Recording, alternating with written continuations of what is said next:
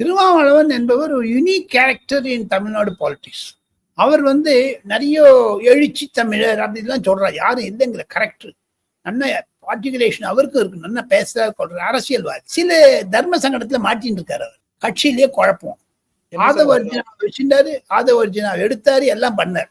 ஆனா அந்த ஆக்சிடென்ட் சமாச்சாரத்துக்கு அப்புறம் அவருடைய நிலைப்பாடு தடுமாறியதாகத்தான் நான் பார்க்கிறேன். ஒரு அரசியல்வாதி மாதிரி அவர் பிஹேவ் பண்ணல. எந்த அரசியல்வாதியும் சண்டையை தவிர்ப்பார்களே தவிர சண்டை மூட்டி விட மாட்டாங்க. இவர் போய் அட்ரான்லாம் சொல்றதுலாம் காதல் விழுறது. அது வீடியோல அவர் அடுத்த நாள் மேடை பேச்சிலே சொல்றாரு, முறைச்சாங்க, அடிச்சேன் அப்படிங்கிறாரு. கொஞ்சமா விட்டாங்கன்னு வேற சொல்றாரு. இன்னும் அடிச்சுக்கிறானே வயலன்ஸை கிரியேட் பண்றாரு. இது திராவிட முன்னேற்ற கழகத்துடைய தலைவர் ஐயா மு.க. ஸ்டாலினுக்கு தான் ஒரு பெரிய விரோதமாக போய் முடியும் என்று அரசியல் ரீதியாக நான் பார்க்கிறேன். கண்டிப்பாக மு.க. ஸ்டாலின் அவருக்கு ஒரு அறிவுரை வழங்கி இருப்பார். காரணம், இதன் மூலமாக வழக்கறிஞர்கள் போராட்டம் ஆரம்பித்து விட்டது தமிழ்நாட்டில். இது தலித் வர்சஸ் நான் தலித்னு போயிடும்.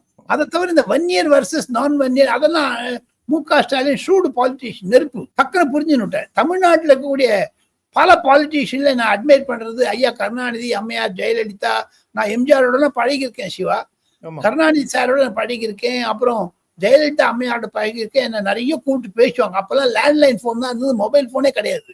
என் லேண்ட்லைன்ல போன்ல ஒரு அரை மணி நேரம் நின்றுட்டு அப்புறம் தான் வர வைப்போம். அப்பெல்லாம் அந்த மாதிரியான ஒரு தமிழ்நாட்டுல ஒரு திருமாவளவனுடைய ஒரு character it will spoil the image of டிஎம்கேன்னு தான் திமுக நடக்கிறது.